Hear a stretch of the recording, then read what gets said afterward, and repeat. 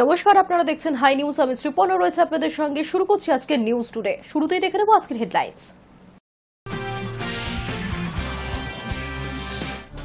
রথযাত্রার আগেই দীঘার জগন্নাথ মন্দিরের প্রসাদ পৌঁছবে বাংলার ঘরে ঘরে। মুখ্যমন্ত্রীর নির্দেশে প্রতি বাড়িতে প্রসাদ পৌঁছানোর উদ্যোগ সরকারের। দুয়ারে রেশন প্রকল্পের মাধ্যমেই পৌঁছবে দুয়ারে প্রসাদ। উত্তরপ্রদেশে ফুটপাত থেকে তুলে নিয়ে গিয়ে শিশুকে ধর্ষণ, কয়েক ঘন্টার মধ্যে পুলিশের এনকাউন্টারে মৃত্যু অভিযুক্তের। আশঙ্কাজনক অবস্থায় চিকিৎসা চলছে শিশুটির। কর্ণাটকে পদপৃষ্ট হয়ে মৃত্যুর ঘটনায় বিমানবন্দর থেকে গ্রেফতার আরসিবির মার্কেটিং হেড। সাসপেন্ড বেঙ্গালুরুর পুলিশ কমিশনার সহ একাধিক বড় কর্তা। সেট গঠন করে তদন্ত শুরু পুলিশের। টানা তৃতীয়বার রেপো রেট কমালো শীর্ষ ব্যাংক। কমতে চলেছে ব্যাংকের ঋণের সুদের হার। কিছুটা স্বস্তিতে মধ্যবিত্ত। দেশে করোনা আক্রান্ত ৫,০০০-এর বেশি, রাজ্যে ৫৯৬। গত ২৪ ঘন্টায় রাজ্যে আক্রান্ত ৫৮ জন। একদিনে সবথেকে বেশি আক্রান্তের খোঁজ কেরলে। বুধবার থেকে শহরে বৃষ্টির সম্ভাবনা। আগামী ৪ দিনে বাড়বে গরম। উত্তর এবং দক্ষিণবঙ্গে ২ থেকে ৪ ডিগ্রি বাড়বে তাপমাত্রা। পেহেলগাঁও হামলার ১.৫ মাসের মধ্যে কাশ্মীরের উন্নয়নে বড় সড় পদক্ষেপ কেন্দ্রের। বিশ্বের উচ্চতম রেল ব্রিজ চেনাব সেতুর উদ্বোধন করলেন প্রধানমন্ত্রী নরেন্দ্র মোদী। একই সঙ্গে চালু হয়ে গেল শ্রীনগর কাটরা রেলপথও। ওই লাইনে ছুটল ভারতীয় প্রগতির প্রতীক বন্দে ভারত এক্সপ্রেস। কাশ্মীরে পর্যটকদের ফেরানো এবং কাশ্মীরবাসীর মধ্যে আস্থা ফেরানো দুটোই চ্যালেঞ্জ কেন্দ্র এবং রাজ্য সরকারের কাছে। আর সেই লক্ষ্যেই শুক্রবার চেনাব ব্রিজ এবং শ্রীনগর কাটরা রেলপথের উদ্বোধন করলেন প্রধানমন্ত্রী। চেনাব ব্রিজের উদ্বোধনের ফলে শুক্রবার থেকেই কাটরা পর্যন্ত রেলপথ চালু হয়ে গেল। এই নতুন লাইনে এক জোড়া বন্দে ভারত এক্সপ্রেস চালাবে রেল।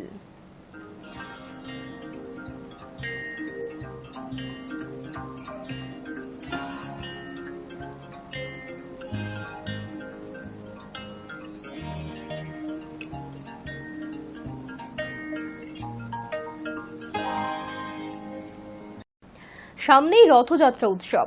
জগন্নাথ দেবকে দেখতে কেউ ছোটেন পুরী, কেউ মহেশতলা। কিন্তু সবার যে সামর্থ্য হয় না যাবার, কিন্তু কেউ আবার অসুস্থতার জন্য যেতে পারেন না।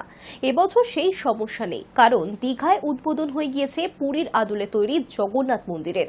এবার সেই মন্দিরে প্রসাদ পৌঁছবে বাংলার ঘরে ঘরে। রথযাত্রার আগেই দীঘার জগন্নাথ মন্দিরের প্রসাদ পৌঁছে যাবে বাংলার ঘরে ঘরে। শহর তথা শহরতলি এমনকি জেলায় জেলায় পাঠানো হবে এই বিশেষ বাক্স। পাঠানো হবে বাংলার প্রত্যন্ত এলাকাগুলিতেও। কিন্তু হঠাৎ এই বাক্স পাঠাচ্ছে কেন সরকার? কি বা এমন থাকবে তাতে? ছোট বাক্সে থাকবে নবনির্মিত মন্দিরের ছবি, সঙ্গে রাজ্যের মানুষ পাবেন জগন্নাথ দেবের প্রধান প্রসাদ গজা ও প্যারা। আগামী ১৭ জুন থেকেই রাজ্য জুড়ে এই প্রসাদ বিতরণ শুরু হয়ে যাবে। মুখ্যমন্ত্রী মমতা বন্দ্যোপাধ্যায় দীঘার মন্দিরের দ্বারোদ্ঘাটন করে জানিয়েছিলেন মন্দিরের প্রসাদ বাংলার প্রত্যেকটি ঘরে পৌঁছে দেওয়া হবে। সেই মতোই প্রস্তুতি চলছিল। এই নিয়ে সংশ্লিষ্ট দপ্তরগুলির সঙ্গে নবান্নে বৈঠক করেছেন মন্ত্রী ইন্দ্রনীল সেন। সেই বৈঠকে কিভাবে প্রসাদ মানুষের কাছে পৌঁছে দেওয়া হবে তা নিয়ে বিস্তারিত আলোচনা হয়। নবান্ন সূত্রে খবর, বৈঠকে ঠিক হয়েছে আগামী ২৭ জুন রথযাত্রার আগেই প্রসাদ বিতরণের কাজ শেষ করে ফেলতে হবে। এই সময়ের মধ্যে যদি কাজ শেষ না হয় তবে উল্টো রথের আগে ৪ জুলাইয়ের মধ্যেই তা শেষ করতেই হবে। রাজ্যের সমস্ত এসডিও এবং বিডিওতে নির্দেশ দেওয়া হয়েছে এই প্রক্রিয়া সুষ্ঠুভাবে সেরে ফেলার। নবান্ন থেকে জানানো হয়েছে কলকাতা থেকে যথেষ্ট সংখ্যক জগন্নাথ মন্দিরের ছবি এবং বাক্স জেলায় জেলায় পাঠিয়ে দেওয়া হবে। আগামী ১২ জুন থেকে তা পৌঁছতে শুরু করবে রাজ্যের সব জেলায়। বাক্সের মধ্যে প্রসাদ হিসেবে থাকবে গজা ও প্যারা। এজন্য এসডিও এবং বিডিওদের ব্লক বা পুরো এলাকার ভালো মিষ্টির দোকানের তালিকা তৈরি করে ফেলতে বলা হয়েছে। খাদ্য দপ্তরের প্রকল্প দুয়ারে রেশনের মাধ্যমেই এই বাক্সগুলি ঘরে ঘরে পৌঁছে দেওয়া হবে। যারা রেশন ব্যবস্থার মধ্যে নেই তাদের বাড়িতে প্রসাদ পৌঁছে দিতে আলাদাভাবে বিতরণের পদ্ধতি আগে থেকেই বিডিওদের ঠিক করে রাখার পরামর্শ দেওয়া হয়েছে। তবে বিধাননগর পৌরসভা এবং এনকেডিএ এলাকার বাসিন্দাদের জন্য কেন্দ্রীয়ভাবে পুরো ব্যবস্থা করবে তথ্য ও সংস্কৃতি দপ্তর। প্যারা ও গজা কি মাপের হবে তাও ঠিক করে দেওয়া হয়েছে নবান্ন থেকে। দুধ, খোয়া ক্ষীর, চিনি, এলাচের মতো সামগ্রী দিয়ে তৈরি করা হবে হলুদ রঙের প্যারা। ৪.৮ সেন্টিমিটার মোটা এবং ওজনে ২০ গ্রাম হতে হবে। গজা হবে ৭ গ্রামের, খয়েরি রঙের। তৈরি হবে ময়দা, ঘি, খোয়া ক্ষীর, চিনি, সেরাম এবং জায়ফলের মতো জিনিসপত্র দিয়ে। খাজা ও গজার দাম ধরা হয়েছে 10 টাকা করে, মোট 20 টাকা। প্যাকেজিং ও বিতরণের জন্য আলাদা করে টাকা ধরা হয়েছে। মিষ্টি নেওয়ার জন্য প্রয়োজনীয় অগ্রিম কিভাবে দেওয়া হবে তা দেখে নেবেন ভিডিও এসডিওরা। High news network. দীঘার জগন্নাথ মন্দিরের পুজোর প্রসাদ এবার পৌঁছবে বাংলার প্রত্যেকটি ঘরে ঘরে। এই প্রসঙ্গে শুভেন্দু অধিকারী কি বলেছে শোনাবো। দেখুন, এটা কোনো সাম্প্রদায়িক বক্তব্য নয়। বক্তব্যটা হচ্ছে হিন্দুদের আস্থায় আঘাত করা। প্রসাদের নামে মিষ্টি দোকান থেকে গজা এবং পেড়া ঢুকিয়ে রেশন ডিলারদের মাধ্যমে বাধ্য করিয়ে দুয়ারে রেশনের মাধ্যমে হিন্দুদের ভোটকে বিভাজিত করার জন্য তিনি কেবলমাত্র হিন্দু ধর্মের উপরে বারে বারে এই ধরনের আঘাত করেন, যার আমরা বিরোধিতা করি।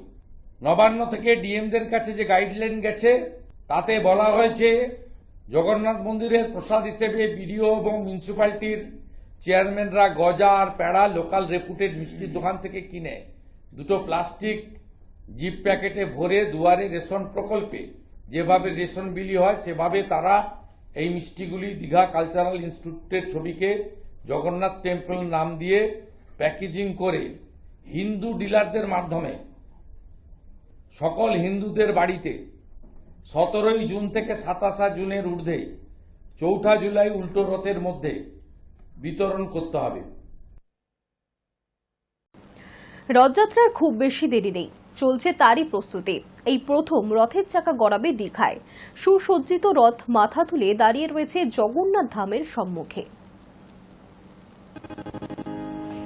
দীঘায় এবছর প্রথম গড়াবে জগন্নাথ দেবের রথের চাকা। ইতিমধ্যেই জগন্নাথ দেব, বলভদ্র দেব এবং সুভদ্রা দেবীর সুসজ্জিত রথ মাথা তুলে দাঁড়িয়ে রয়েছে জগন্নাথ ধামের সম্মুখে। আর তাতেই যেন আনন্দের উন্মাদনা আরো তুঙ্গে। মাসখানেক আগে উদ্বোধন হয়েছে দীঘার জগন্নাথ ধাম, আর এখন সেই মন্দির ঘিরেই রথযাত্রার জোর প্রস্তুতি চলছে। রথযাত্রার দিনে দীঘার রথের দড়ি টান দিতে মুখিয়ে আছেন বহু মানুষ। এই ঐতিহাসিক শুভযাত্রার শুভ সূচনা করবেন রাজ্যের মুখ্যমন্ত্রী মমতা বন্দ্যোপাধ্যায়। পুরীর ধাঁচে সোনার ঝাঁটা দিয়ে রাস্তা পরিষ্কার করে শুরু হবে রথযাত্রা। 36 চাকা বিশিষ্ট তৈরি 3টি সুবিশাল রথ। রথযাত্রা উপলক্ষে থাকছে বিভিন্ন ধর্মীয় আচার অনুষ্ঠানও। রয়েছে 12 জুন স্নান যাত্রা উৎসব, এরপর 15 দিনের অবসর। এই সময় মূর্তির দর্শন বন্ধ। 26 জুন নবযৌবন ও নেত্র উৎসব। 27 জুন রথযাত্রার মূল দিন। আষাঢ় মাসের শুক্লপক্ষের দ্বিতীয়া তিথিতে পালিত হবে পাহান্দি বীজ। রথযাত্রার গুরুত্বপূর্ণ কেন্দ্রবিন্দু মাসির বাড়ি। দীঘার থানার পাশেই পুরনো মন্দিরকেই নতুনভাবে সাজিয়ে মাসির বাড়ি হিসেবে গড়ে তোলা হচ্ছে। 75 লক্ষ টাকার প্রকল্পের এই পরিকাঠামো প্রায় সম্পূর্ণ। 7 দিন রথ থাকবে মাসির বাড়িতে। চলবে মহাপ্রসাদ বিতরণ। রথযাত্রার অপেক্ষায় মুখিয়ে আছেন বহু দর্শনার্থীরা। শুধু পুণ্যার্থী নয়, পর্যটকেরাও অধীর আগ্রহে অপেক্ষা করছেন সেই ঐতিহাসিক মুহূর্তের। Hi news Network. কিছুদিন আগে কেন্দ্রের তরফে সরকারি স্কুলে ড্রপ আউটের সংখ্যা বাড়ার রিপোর্ট সামনে এসেছিল। এবার মিড ডে মিলের পড়ুয়াদের আগ্রহ কমার রিপোর্ট সামনে। কেন্দ্রের ওই রিপোর্ট বলছে 31% পড়ুয়া গত শিক্ষাবর্ষে মিড ডে মিলই খায়নি। স্কুলে ড্রপ আউট কমাতে কেন্দ্র সরকারের উদ্যোগে চালু হয়েছিল মিড ডে মিল প্রকল্প। তাতে লাভও হয়েছে। বিশেষ করে গ্রামাঞ্চলে মিড ডে মিলের আশাতেই বাড়ছিল স্কুলে স্কুলে পড়ুয়ার সংখ্যা। কিন্তু বর্তমানে কি সেই মিড ডে মিলে আগ্রহ কমছে বাংলার পড়ুয়াদের? কেন্দ্রের এক রিপোর্টে এই নিয়ে প্রশ্ন উঠেছে। কেন্দ্রের ওই রিপোর্ট বলছে 31% পড়ুয়া গত শিক্ষাবর্ষে মিড ডে মিলই খায়নি।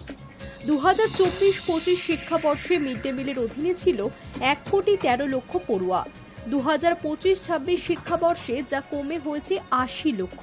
কেন মিড ডে মিলে পড়ুয়াদের আগ্রহ কমছে তা নিয়ে আগামী 30 জুনের মধ্যে রাজ্যের কাছ থেকে রিপোর্ট চেয়েছে কেন্দ্র সরকার। আবার কেন্দ্রের এই রিপোর্ট নিয়ে বিজেপি ও তৃণমূলের মধ্যে চাপানুতো শুরু হয়েছে। তৃণমূলের বিরুদ্ধে মিড ডে মিলে চাল চুরির অভিযোগ করছেন বিধানসভার বিরোধী দলনেতা শুভেন্দু অধিকারী। শুভেন্দু অধিকারীর পাল্টা তথ্য দিয়ে বিজেপিকে আক্রমণ করেছেন শিক্ষামন্ত্রী ব্রাত্য বসু। সরকার পরিচালিত সরকারি সাহায্যপ্রাপ্ত ও সরকার পোষিত স্কুলগুলিতে অষ্টম শ্রেণী পর্যন্ত পড়ুয়াদের মিড ডে মিল দেওয়া হয়। কেন্দ্রের রিপোর্ট বলছে 2024-25 শিক্ষাবর্ষে মিড ডে মিলের জন্য নথিভুক্ত পড়ুয়ার সংখ্যা ছিল 1,13,44,146।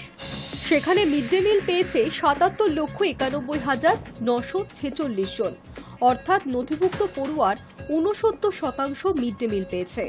আবার কোচবিহার, জলপাইগুড়ি, মালদা, মুর্শিদাবাদ, পশ্চিম বর্ধমান এবং উত্তর 24 পরগনায় তা অনেকটাই কম, প্রায় অর্ধেক। এদিকে 2025-26 শিক্ষাবর্ষে মিড ডে মিলের জন্য নথিভুক্ত পড়ুয়ার সংখ্যা 80 লক্ষে সামান্য বেশি। সম্প্রতি কেন্দ্রের এক রিপোর্টে উঠে এসেছে সরকারি স্কুলগুলিতে বাড়ছে ড্রপ আউটের সংখ্যা। তারই মাঝে কেন্দ্রের আরেক রিপোর্টে দেখা গেল মিড ডে মিলে আগ্রহ কমছে পড়ুয়াদের। যদিও এই প্রসঙ্গে শিক্ষক এবং অভিভাবকদের অনুমান, কেন্দ্রের তরফে যে টাকা মিড ডে মিলের জন্য বরাদ্দ করা হয়েছে তাতে প্রত্যেক দিন পুষ্টিকর খাবার পাওয়া সম্ভব নয়। তার উপর অনেক সময় দেখা যায় খাবারের গুণগত মান খারাপ।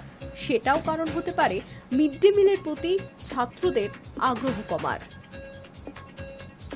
High news network.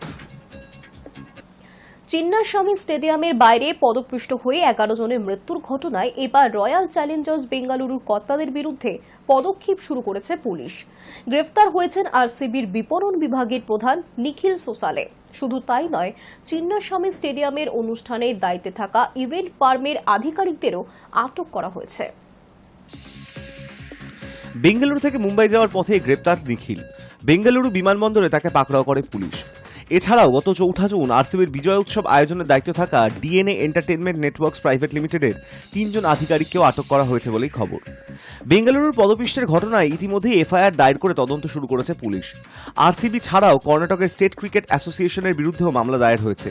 বেঙ্গালুরুর কব্বান পার্ক থানার পুলিশ এই ঘটনায় স্বতঃপ্রণোদিতভাবে মামলা রুজু করেছে। সেই থানাতেই ওই ইভেন্ট ফার্মের 3 জন আধিকারিক কিরণ, সুমন্ত এবং সুনীল ম্যাথিউকে জিজ্ঞাসাবাদ করছেন তদন্তকারীরা। এফআইআর দায়ের প্রসঙ্গে আরসিবি কর্তৃপক্ষ জানিয়েছেন সরকার এবং বিচার বিভাগের সঙ্গে তারা সব রকম সহযোগিতা করতে প্রস্তুত। পদপিষ্টের ঘটনায় বেঙ্গালুরুর পুলিশ কমিশনারকে সাসপেন্ড করেছেন মুখ্যমন্ত্রী সিদ্দারামাইয়া। তাছাড়া সাসপেন্ড করা হয়েছে বেঙ্গালুরুর পুলিশের একাধিক শীর্ষকর্তাকে। সেই তালিকায় রয়েছেন কব্বান পার্ক থানার inspector, station house officer, station house master, central ডিভিশনের ডিসিপি, সহকারী পুলিশ কমিশনার এবং ক্রিকেট স্টেডিয়ামের ইনচার্জ। কেএসসি এর সচিব এবং কোষাধ্যক্ষ রয়েছেন পুলিশের আতশ কাছের নিচে। পুলিশ ইতিমধ্যেই তাদের বাড়িতে হানা দিয়েছে, তবে কারো সন্ধান পাওয়া যায়নি। ঘটনার পর থেকেই পলাতক তাঁরা। বুধবারের ঘটনায় স্বতঃপ্রণোদিত হয়ে মামলা করেছে কর্ণাটক হাইকোর্ট। আদালতে কর্ণাটক সরকার জানিয়েছে সিআইডির হাতেই তদন্তভার দেওয়া হয়েছে। বিশেষ তদন্তকারী দল গঠন করে তদন্ত করা হবে। কাউকে রেয়াত করা হবে না বলেও আদালতে জানিয়েছে কর্ণাটক সরকার। 17 বছরের অপেক্ষার পর মঙ্গলবার প্রথমবার আইপিএল ট্রফি জিতেছে আরসিবি। সেই উপলক্ষে বুধবার বেঙ্গালুরু শহরে বিজয় উৎসবের আয়োজন করা হয়েছিল। এই অনুষ্ঠানের নিরাপত্তার দায়িত্বে ছিল বেঙ্গালুরু পুলিশ। কিন্তু বিরাট কোহলি এবং আরসিবি তারকাদের দেখতে বিপুল জনসমাগম হয় চিন্নাস্বামী স্টেডিয়ামের বাইরে। পুলিশ এই ভিড় নিয়ন্ত্রণ করতে পারেনি। ভিড়ের চাপে পদপিষ্ট হয়ে মৃত্যু হয় 11 জনের, আহতের সংখ্যা প্রায় 50। মৃতদের পরিবারকে 10 লক্ষ টাকা করে ক্ষতিপূরণ দেওয়া হবে বলে জানিয়েছে কর্ণাটক সরকার। ম্যাজিস্ট্রেট পর্যায়ে তদন্তেরও নির্দেশ দেওয়া হয়েছে। Hi news Network. ফুটপাতে মায়ের পাশে শুয়ে থাকা শিশুকে তুলে নিয়ে গিয়ে ধর্ষণের অভিযোগ উঠল উত্তরপ্রদেশের লখনৌয়ে। সেই ঘটনার কয়েক ঘন্টার মধ্যেই পুলিশের সঙ্গে এনকাউন্টারে মৃত্যু হল অভিযুক্তের। বুধবার রাতে আলমবাগ মেট্রো স্টেশনের কাছে একটি সেতুর নিচে ফুটপাতে মায়ের সঙ্গে শুয়েছিল এক শিশু। গভীর রাতে ঘুমন্ত অবস্থায় শিশুটিকে তুলে নিয়ে যায় এক দুষ্কৃতী। সন্তানকে পাশে দেখতে না পেয়ে টহলরত পুলিশদের বিষয়টি জানান শিশুটির মা। এলাকায় সিসিটিভি ফুটেজ খতিয়ে দেখে পুলিশ। তখন তারা দেখে এক দুষ্কৃতী স্কুটারে করে শিশুটিকে তুলে নিয়ে পালাচ্ছে। তারপরেই অভিযুক্তর খোঁজে শুরু হয় তল্লাশি। ডেপুটি পুলিশ কমিশনার আশিস শ্রীবাস্তবের নেতৃত্বে পুলিশের কয়েকটি দল গঠন করে অভিযুক্তের তল্লাশি শুরু হয়। অভিযুক্তের খবর দিলে তাকে ধরিয়ে দিতে পারলে 1 লক্ষ টাকা পুরস্কার ঘোষণা করা হবে পুলিশের তরফে। স্কুটারের রেজিস্ট্রেশন নম্বর পরীক্ষা করে ঘটনার কয়েক ঘন্টার মধ্যেই শুক্রবার ভোরে দেবীখেড়া এলাকায় অভিযুক্তর খোঁজ পায় পুলিশ। ডিসিপি শ্রীবাস্তব জানিয়েছেন, অভিযুক্তকে প্রথমে আত্মসমর্পণ করতে বলা হয়, কিন্তু অভিযোগ তার কাছে থাকা আগ্নেয় অস্ত্র দিয়ে পুলিশকে লক্ষ্য করে গুলি চালাতে থাকেন অভিযুক্ত। পাল্টা গুলি চালায় পুলিশও। সেই সময় গুলিবিদ্ধ হন অভিযুক্ত। তাকে উদ্ধার করে হাসপাতালে নিয়ে গেলে চিকিৎসকেরা মৃত বলে ঘোষণা করেন। পুলিশ জানিয়েছে, অপহৃত শিশুটির যৌনাঙ্গে আঘাতের চিহ্ন মিলেছে। তার অবস্থা সংকটজনক। হাসপাতালে চিকিৎসকেরা জানিয়েছেন, শিশুটির অতিরিক্ত ক্ষরণ হয়েছে। তার প্লাস্টিক সার্জারি করার সিদ্ধান্ত নেওয়া হয়েছে। ডিসিপি জানিয়েছেন, পক্সো আইনে একটি মামলা রুজু করা হয়েছে। চিকিৎসকেরা জানান, শিশুটিকে ধর্ষণ করা হয়েছে। পুলিশ জানিয়েছে, অভিযুক্ত ওই এলাকারই দুষ্কৃতী। তার নামে শহরের বিভিন্ন থানায় অপরাধের মামলা রয়েছে। আর এবার এই অপরাধে তার মৃত্যু হয়েছে। Hi news Network. আবারও কমল রেপো রেট। রিজার্ভ ব্যাংকের এই সিদ্ধান্তে হাসি ফুটবে মধ্যবিত্তের মুখে। রেপো রেট কমলে কমবে ব্যাংক ঋণের সুদের হার। যারা পার্সোনাল লোন কিংবা হোম লোন নিয়েছেন তারা একটু স্বস্তি পাবেন। বাজারে নগদের যোগান বাড়লে তাজা হবে বাজার, বিক্রি বাড়বে ভোগ্য পণ্যের। বিশেষজ্ঞরা মনে করছেন, খুচরো বাজারে মূল্যবৃদ্ধি নিয়ন্ত্রণ করতে এই সিদ্ধান্ত নিয়েছে রিজার্ভ ব্যাংক। টানা তৃতীয়বারের মতন রেপো রেট কমালো রিজার্ভ ব্যাংক অফ ইন্ডিয়া। শুক্রবার প্রকাশিত দ্বিতীয় দ্বিমাসিক আর্থিক নীতিতে বাজারে চমক দিয়ে এক ধাক্কায় 50 বেসিস পয়েন্ট কমানো হয়েছে রেপো রেট, যা এখন দাঁড়ালো 5.5%। বিগত 3 বৈঠকে 100 বেসিস পয়েন্ট ছাড় দিল আরবিআই। অর্থাৎ যেই হারে কেন্দ্রীয় ব্যাংক বাণিজ্যিক ব্যাংকগুলিকে ঋণ দেয় তা কমে দাঁড়ালো 6.5% থেকে 5.5%। সাম্প্রতিক মাসগুলিতে খুচরো মূল্যস্ফীতির ধারাবাহিক পতন, যা এপ্রিল মাসে 6 বছরের সর্বনিম্ন স্তরে পৌঁছেছে, সেই পরিপ্রেক্ষিতেই কেন্দ্রীয় ব্যাংক এই সাহসী সিদ্ধান্ত নিয়েছে বলে মনে করা হচ্ছে। এই বৈঠকে 2025-26 আর্থিক বছরের জন্য প্রকৃত জিডিপি বৃদ্ধির পূর্বাভাস 6.5%-ই অপরিবর্তিত রাখা হয়েছে। প্রথম ত্রৈমাসিকে বৃদ্ধির পূর্বাভাস 6.5%, দ্বিতীয় ও তৃতীয় ত্রৈমাসিকে যথাক্রমে 6.7% এবং 6.6% এবং শেষ ত্রৈমাসিকেও 6.6% বজায় রাখা হয়েছে। গভর্নর সঞ্জয় মালহোত্রা জানান, শিল্প খাত ধীরে ধীরে ঘুরে দাঁড়াচ্ছে, যদিও তার গতি এখনো অসম। অন্যদিকে পরিষেবা খাত গতিময় রয়েছে এবং মে মাসেও সেই গতি বজায় থাকবে বলেই আশা। তবে তিনি একই সঙ্গে আন্তর্জাতিক বাণিজ্য নীতির অনিশ্চয়তা, ভূ রাজনৈতিক উত্তেজনা ও আবহাওয়া ঘনিষ্ঠ ঝুঁকির কথাও তুলে ধরেন, যা আগামী অর্থনীতিকে প্রভাবিত করতে পারে। বাজারের পক্ষেও এই ঘোষণাটি ইতিবাচক ইঙ্গিত বহন করছে। শুক্রবার বাজারে লেনদেন শুরুতে কিছুটা মন্দাভাব থাকলেও আরবিআই এর এই সিদ্ধান্তের পরে সূচকগুলি ঊর্ধ্বমুখী হয়। সেন্সেক্স 534 পয়েন্ট বেড়ে দিনের সর্বোচ্চ 81,975.79 পৌঁছয় এবং নিফটি 175 পয়েন্ট বেড়ে 24,925.95 গিয়ে ঠেকে। মাঝারি ও ছোট কোম্পানির শেয়ারেও ইতিবাচক সাড়া মিলেছে। নিফটি মিড ক্যাপ সূচক 0.5% এবং স্মল ক্যাপ সূচক 0.4% বৃদ্ধি পায়। পাশাপাশি ভারতের ভোলাটিলিটি ইন্ডেক্স 2% কমে যাওয়ায় বিনিয়োগকারীদের মনোভাব যে স্থিতিশীল তারই ইঙ্গিত মিলেছে। আগামী 20 জুন প্রকাশিত হবে এই বৈঠকের আলোচ্য কার্যবিবরণী। পরবর্তী এমপিসি বৈঠক 4 থেকে 6 আগস্ট নির্ধারিত হয়েছে। তখনই বোঝা যাবে কেন্দ্রীয় ব্যাংক ভবিষ্যতে আরও আর্থিক ছাড় দেবে নাকি রেপো রেট ধরে রাখার পথেই হাঁটবে। High news network. সিন্ধু জল বন্টন স্থগিত নিয়ে ফের আপত্তিকর কথা জানালো পাকিস্তান। শুধু আপত্তি জানানোই নয়, আমেরিকা গিয়ে খানিক হুমকির সুরেই প্রাক্তন পাক বিদেশমন্ত্রী বিলাবল ভুট্টো জারদারি দাবি করলেন যে জল বন্ধ করে দক্ষিণ এশিয়াকে পরমাণু যুদ্ধের দিকে ঠেলে দিচ্ছে ভারত। পেহেলগাঁও কাণ্ডের পর পাক মদতপুষ্ট সন্ত্রাসবাদের বিরুদ্ধে নিজেদের অবস্থান তুলে ধরতে বিভিন্ন দেশে গিয়েছে ভারতের একাধিক সর্বদলীয় প্রতিনিধি দল। বৃহস্পতিবার ওয়াশিংটনে একটি আলোচনা সভায় যোগ দিয়েছিলেন বিলাবল, আর সেখানেই তিনি জানিয়েছেন, আমরা বলেছিলাম জলের সরবরাহ বন্ধ করে দেওয়া যুদ্ধের সামিল। দেশপ্রেমের দৃষ্টিকোণ থেকে আমরা কথা বলিনি। এটা আমাদের অস্তিত্বের সংকট। জল এবং বাঁচার স্বার্থে যে কোনো দেশ লড়াই করতে পারে। একই সঙ্গে বিলাবলের সংযোজন ভারত পাকিস্তানে জল সরবরাহ বন্ধ করে প্রথম পরমাণু যুদ্ধের বীজ রোপণ করেছে।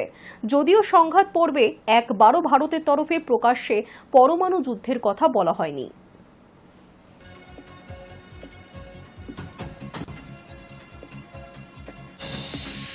ডোনাল্ড ট্রাম্প দাবি করেছিলেন তিনি বন্ধু তথা মার্কিন শিল্পোদ্যোগী ইলন মাস্ককে অনেক সাহায্য করেছেন। তারপরেই মাস্ক পাল্টা দাবি করলেন যে তিনি সাহায্য না করলে ট্রাম্প আমেরিকার প্রেসিডেন্ট নির্বাচনে জিততেই পারতেন না। দুজনের সম্পর্ক যে আগের মতো মসৃণ নেই, সাম্প্রতিক ঘটনাক্রম থেকেই তার ইঙ্গিত পাওয়া গিয়েছিল। কিন্তু এবার সেই ট্রাম্প মাস্ক সংঘাত প্রকাশ্যে। বৃহস্পতিবার ট্রাম্প দাবি করেছিলেন মাস্ককে ছাড়াই তিনি আমেরিকার পেনসিলভেনিয়া প্রদেশে জয়ী হতে পারতেন। ট্রাম্পের ওই দাবি সম্বলিত ভিডিও সমাজ মাধ্যমে ছড়িয়ে পড়তেই একটি পোস্ট করেন টেসলা এবং এক্সের কর্ণধার মাস্ক। সেখানে তিনি লেখেন, আমার সাহায্য ছাড়া ট্রাম্প এই নির্বাচনে জিততে পারতেন না। মাস্কের দাবি, সেক্ষেত্রে মার্কিন আইনসভার নিম্নকক্ষ হাউস অফ রিপ্রেজেন্টেটিভসে ডেমোক্র্যাটরা সংখ্যাগরিষ্ঠতা পেতেন, আর উচ্চকক্ষে সেনেটদের অল্পের জন্য সংখ্যাগরিষ্ঠতা বজায় থাকত রিপাবলিকানদের। অবশ্য ভোটে জিততে তিনি কিভাবে সাহায্য করেছিলেন ট্রাম্পকে তার ব্যাখ্যা দেননি মাস্ক। অন্যদিকে ট্রাম্পের বিরুদ্ধে সুর আরো চড়িয়ে বড় বোমা ফেলার হুঁশিয়ারি দিয়েছেন মাস্ক। বিতর্কিত এই এপস্টাইন ফাইলে ট্রাম্পের নাম রয়েছে সে কথা উল্লেখ করে দাবি করেছেন, শুধু এই কারণেই ফাইলটি প্রকাশ্যে আনা হয়নি। বোমা সংক্রান্ত পোস্টটি পুনরায় প্রকাশ্যে এনে মাস্ক লিখেছেন, ভবিষ্যতের জন্য এটাকে মাথায় রেখে দিন, সত্যি সামনে আসবে। গত 20 জানুয়ারি দ্বিতীয়বারের জন্য আমেরিকার প্রেসিডেন্টের কুর্সিতে বসে মাস্ককে নিজের বিশেষ পরামর্শদাতা হিসাবে নিয়োগ করেছিলেন ট্রাম্প। বলেছিলেন, ওর সঙ্গে আমার সম্পর্ক দারুণ। মাস্কের জন্য আলাদা একটি দপ্তরও তৈরি করা হয়েছিল। সেই সরকারি দক্ষতা বিষয়ক দপ্তরের কাজ ছিল প্রশাসনের অপ্রয়োজনীয় ব্যয় কাটছাট এবং অর্থনৈতিক সাশ্রয়। কিন্তু ট্রাম্পের জনকল্যাণমূলক বিলকে জঘন্য পদক্ষেপ বলে চিহ্নিত করে প্রশাসনিক উপদেষ্টার পদ থেকে ইস্তফা দিয়েছিলেন ধনকুবের ইলন মাস্ক, ছেড়েছিলেন খরচ কমানোর দপ্তরের দায়িত্ব। এই পরিস্থিতিতে বৃহস্পতিবার ট্রাম্প বলেন, আমি ইলনের ব্যাপারে খুবই হতাশ, ওর সঙ্গে আর দারুণ সম্পর্ক থাকবে কিনা জানা নেই। তারপর একের পর এক ইঙ্গিতপূর্ণ পোস্ট করে মাস্ক বুঝিয়ে দিয়েছেন দুজনের মধ্যে দারুণ সম্পর্ক আর থাকছে না। Hi news Network. পাহাড় টানত তাকে, সেই পাহাড়ের কোলেই হারিয়ে গিয়েছেন রানাঘাটের স্কুল শিক্ষক সুব্রত ঘোষ। শেষ পর্যন্ত তার দেহ উদ্ধার করা যায়নি। এখন বন্ধ করে দেওয়া হয়েছে এভারেস্ট অভিযান। ফলে আবার নতুন করে এভারেস্ট অভিযান শুরু না হলে সুব্রতর খোঁজ করার কোনো উপায় নেই। পরিবারের সকলেই এখন এক লম্বা প্রতীক্ষায়। পশ্চিমবঙ্গের নদিয়া জেলার রানাঘাট পৌরসভার 3 নম্বর ওয়ার্ডের বাসিন্দা সুব্রত ঘোষ। পেশায় একজন শিক্ষক আর শখে একজন পর্বতারোহী। এবছর এভারেস্ট জয় করার স্বপ্ন নিয়ে যাত্রা শুরু করেছিলেন তিনি, কিন্তু সেই যাত্রা থেকে আর ফিরলেন না সুব্রত। পৃথিবীর সর্বোচ্চ শৃঙ্গে চিরনিদ্রায় শায়িত রয়েছেন তিনি, দেহ এখনো ফেরানো যায়নি। চলতি বছরের 31শে মার্চ সুব্রত রওনা হন নেপালের কাঠমান্ডুর উদ্দেশ্যে। সব ছিল ঠিকঠাক। দীর্ঘ প্রস্তুতি শেষে 10ই মে এভারেস্টের বেস ক্যাম্প থেকে শুরু করেন উপরের দিকে আরোহণ। সেই যাত্রায় তার সঙ্গে ছিলেন খুড়তুতো বোন সুমিত্রা দেবনাথ, যিনি নিজেও একজন অভিজ্ঞ পর্বতারোহী। সুমিত্রা জানান, 10ই মেতে শেষবার দেখা হয়েছিল সুব্রতর সঙ্গে। এরপর 12ই মে ওয়াকিটকির মাধ্যমে শেষ কথোপকথন। তারপরেই নেমে আসে নীরবতা। বরফ আর বাতাসের আড়ালে কোথায় যেন হারিয়ে যান সুব্রত। পর্বত থেকে ফিরে আসেন সুমিত্রা, কিন্তু খালি হাতে। ভাইয়ের মৃত্যুর খবর নিয়ে ফিরেছেন বটে, কিন্তু নেই কোনো চিহ্ন, নেই দেহ। সেই অভিজ্ঞতা এখন তাড়া করে তাকে। চোখ ভেজে ওঠে যখন বলেন, ভাবিনি এভাবে ফিরে আসতে হবে। শেষ মুহূর্ত পর্যন্ত আশায় ছিলাম। লাস্ট আমার সঙ্গে ভাইয়ের দেখা হয়েছে 10 তারিখ, যখন সামিটে বেরোচ্ছে 10:30টা, আর 12 তারিখ ওয়াকিটকিতে ভাইয়ের সঙ্গে আমার কথা হয়েছে। তখনও আমি খোঁজখবর নিয়েছি যে ভাইয়ের মুভমেন্টটা কীরকম, গতিটা কীরকম, কোন টাইমে শুরু করেছে, কোন টাইমে পৌঁছেছে। আমি কিন্তু ভাইয়ের মধ্যে এতটুকুনি দুর্বলতা, অসুস্থতা বা গতি কম কিছু আমি দেখিনি বা শুনিনি। ফলে বারে বারে কিন্তু আমার মনের যে বিশ্বাস বা যেভাবে দেখেছি ভাইয়ের মধ্যে বিভিন্ন জায়গায় যে বলছে, সেই অসুস্থতা আমি দেখিনি। যখন আমরা দেখলাম বা প্র্যাকটিক্যালি বিভিন্ন জায়গা থেকে বুঝলাম যে ভাই মারাই গেছে, তখন আমরা চেষ্টা করেছিলাম ভাইকে অন্তপক্ষে ফিরিয়ে নিয়ে আসার। কিন্তু ওই ওপর থেকে রেস্কিউ করে ফিরিয়ে আনতে গেলে যে খরচটা, সেটা আমাদের পক্ষে করা সম্ভব ছিল না। সেক্ষেত্রে আমাদেরকে বিভিন্ন মানুষ বিভিন্ন স্তর থেকে সাহায্য করেছে, যার কারণে ইন্ডিয়ান এম্বাসি পর্যন্ত আমাদেরকে সাহায্য করার জন্য কনফার্মেশন দিয়েছিল যে তারা সব রকম সাহায্য করবে ভাইকে উপর থেকে নামানো। সুব্রত ঘোষের মৃতদেহ উদ্ধারের জন্য পশ্চিমবঙ্গ সরকার, ভারত সরকার এবং নেপাল সরকারের সহযোগিতায় 1,35,00,000 টাকা অনুমোদন করা হয়। 26শে মে রাতে একজন শেরপা রওনা দেন হেল স্টেপের দিকে, সেই জায়গা যেখানে সুব্রত নিখোঁজ হয়েছিল বলে সন্দেহ। কিন্তু 27শে মের পর থেকে এভারেস্টে সমস্ত অভিযান বন্ধ হয়ে যায় প্রতিকূল আবহাওয়ার কারণে। ফলে থেমে যায় মৃতদেহ উদ্ধারের কাজও। বর্তমানে পরিবার, বিশেষ করে সুমিত্রা, অপেক্ষা করছেন পরবর্তী অভিযানের, নতুন কোনো সুযোগের, যেন অন্তত ভাইয়ের দেহটি ফিরে পায় তারা, শেষবারের মতন তার সঙ্গ পায়। সুমিত্রা বলেন, আমি জানি সুব্রত আর ফিরবে না, কিন্তু চাই ওর দেহটুকু যেন ফিরিয়ে আনা যায়, আমাদের শেষ বিদায়টুকু যেন সম্পূর্ণ হয়। সুব্রতর এই যাত্রা শুধু একটি ব্যক্তিগত স্বপ্নভঙ্গ নয়, বরং তার সঙ্গে জড়িয়ে আছে একটি পরিবারের অবসানহীন প্রতীক্ষা, এক অপূর্ণ শেষ অধ্যায়। এভারেস্ট যেমন স্বপ্নের শিখর, তেমনি কখনো কখনো তা বেদনারও উচ্চতম চূড়া হয়ে ওঠে। Hi news network.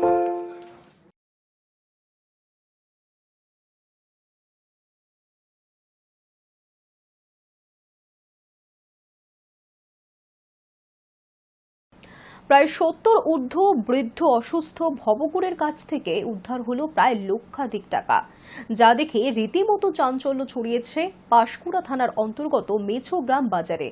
জানা গিয়েছে, গত কয়েকদিন আগে জাতীয় সড়কের পাশে টোটো দুর্ঘটনায় জখম হন প্রায় 70-এর ঊর্ধ্ব বৃদ্ধ ভবঘুরে। কয়েকদিন মেছোগ্রামেই অন্যান্য ভবঘুরেদের সঙ্গে ব্রিজের তলায় পড়েছিল ওই ব্যক্তি। তবে অসুস্থ থাকার কারণে পাঁশকুড়া থানার অন্তর্গত এক কর্তব্যরত সিভিক ভলেন্টিয়ারের নজরে আসে ওই বৃদ্ধ।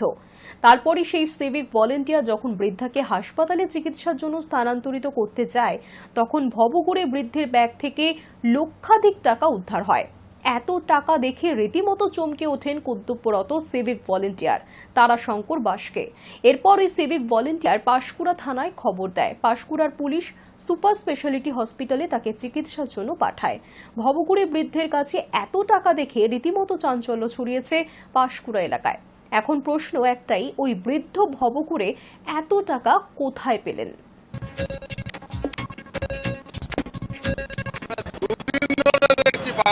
নড়ছে না, সেই জন্য আমি আমাদের ট্রাফিক ওসি স্যারকে দুদিন ধরে দেখছি পাড়াটা নড়ছে না, সেই জন্য আমি আমাদের ট্রাফিক ওসি স্যারকে ফোন করি, প্লাস অ্যাম্বুলেন্স ডেকে আমরা ক্লাবের সব ছেলেরা, মেট্রোগ্রামের ছেলেরা মিলে, আমাদের সিভিক ভাই যারা আছে এরা সবাই মিলে ওনাকে পরিষ্কার করে নতুন প্যান্ট পরিয়ে আমরা হসপিটালে অ্যাডমিট করি।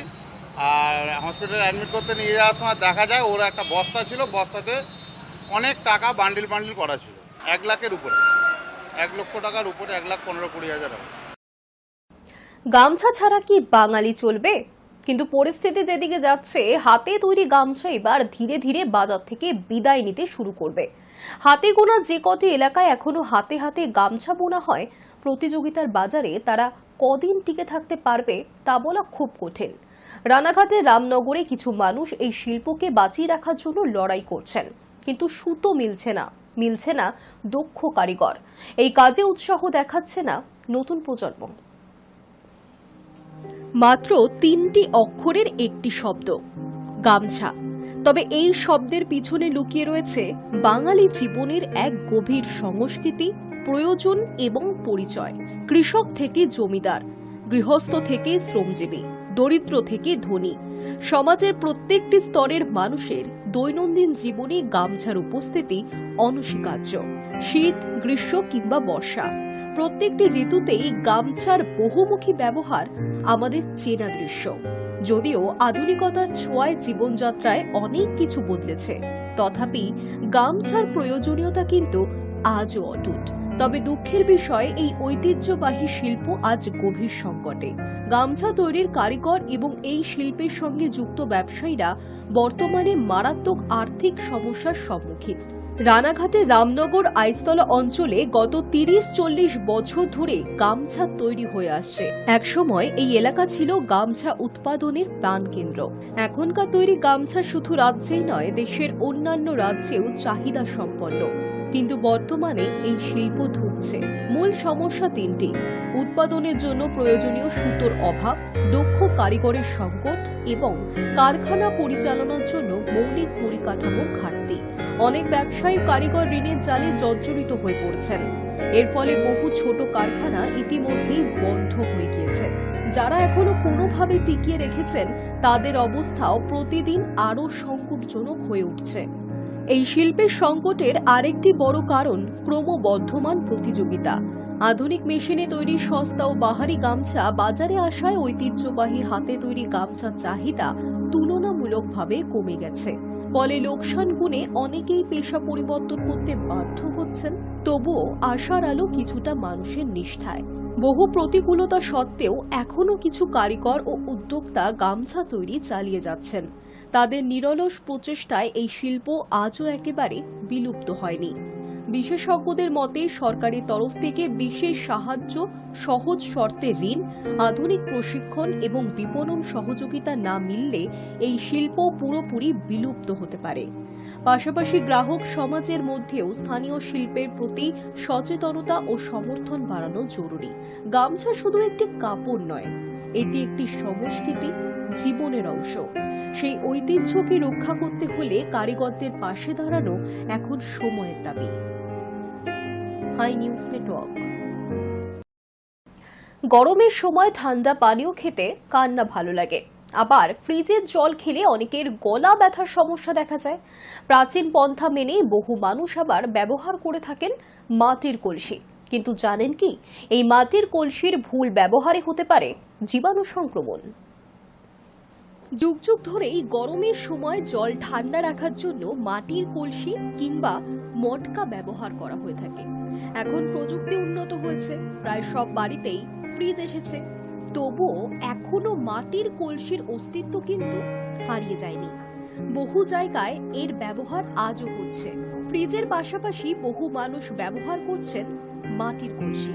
গরমের দাবদাহে জল ঠান্ডা রাখতে প্রাকৃতিক এবং পরিবেশ বান্ধব উপায় হলো মাটির এই কলসি।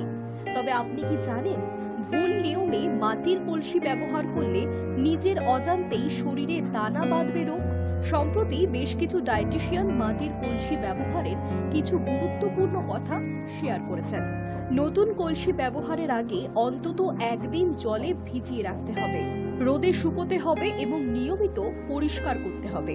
তবে বিশেষজ্ঞদের মতে শুধু এই নিয়ম মানলেই হবে না, আরও কিছু গুরুত্বপূর্ণ তথ্য জানাও জরুরি।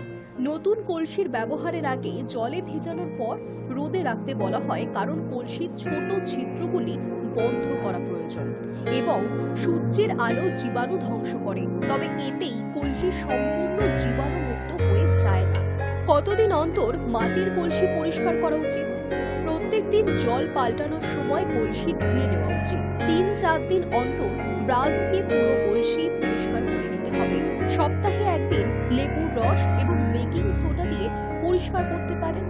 গরমকালে 24 ঘন্টা অন্তর অন্তর মাটির কলসির জল পরিবর্তন করা প্রয়োজন। দিনে একবার জল ফেলে কলসি ধুয়ে নতুন করে জল ভরা উচিত। ঢাকনাটিও পরিষ্কার থাকতে হবে। ধুলো পোকামাকড় যাতে ঢুকতে না পারে সেদিকেও খেয়াল রাখতে হবে। চিকিৎসকেরা বলেন, মাটির কলসি জল স্বাস্থ্যের জন্য উপকারী, তবে সঠিকভাবে নিয়ম মেনে ব্যবহার না করলে সেই কলসি হয়ে উঠতে পারে জীবাণুর আঁতুড়ঘর। তাই এখন থেকেই সতর্ক হন। High news network. হাউসফুল ফ্র্যাঞ্চাইজির পঞ্চম পাঠ নিয়ে ফিরছেন অক্ষয় কুমার। সঙ্গে রয়েছেন রিতেশ দেশমুখ, অভিষেক বচ্চন, নানা পাটেকরের মতো তারকারাও। আর এই ছবি মুক্তির আগেই বক্স অফিসে উঠল ঝড়। অগ্রিম বুকিংয়েই কোটির ক্লাবে ঢুকে পড়ল হাউসফুল 5। হাউসফুল ফ্র্যাঞ্চাইজির পঞ্চম পার্ট নিয়ে ফিরছে অক্ষয় কুমার।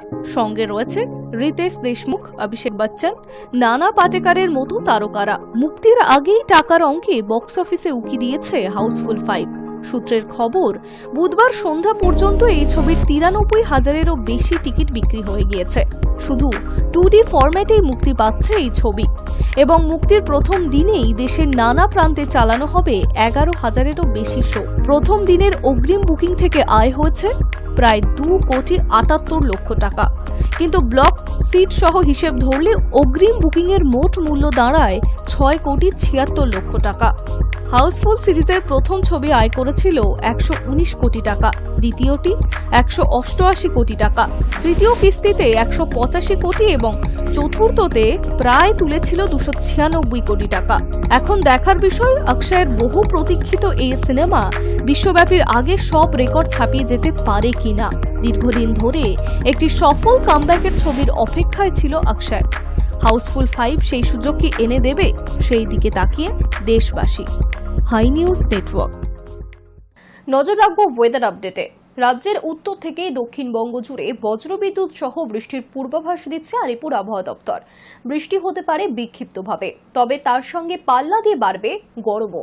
উত্তর এবং দক্ষিণবঙ্গের জেলাগুলিতে আগামী কয়েকদিনে বেশ কিছুটা পারদ চড়ার ইঙ্গিত দিয়েছে হাওয়া অফিস। শুক্রবার কলকাতায় কোথাও কোথাও বিক্ষিপ্তভাবে হালকা বৃষ্টি এবং বজ্রপাত হতে পারে। তারপর মঙ্গলবার পর্যন্ত আবহাওয়া শুকনো থাকবে। আগামী সপ্তাহে বুধবার থেকে শহরে আবার বৃষ্টির সম্ভাবনা রয়েছে, তবে আবহাওয়া সংক্রান্ত কোনো সতর্কতা এখনই জারি করা হয়নি। একই পূর্বাভাস রয়েছে হাওড়া এবং হুগলির জন্য।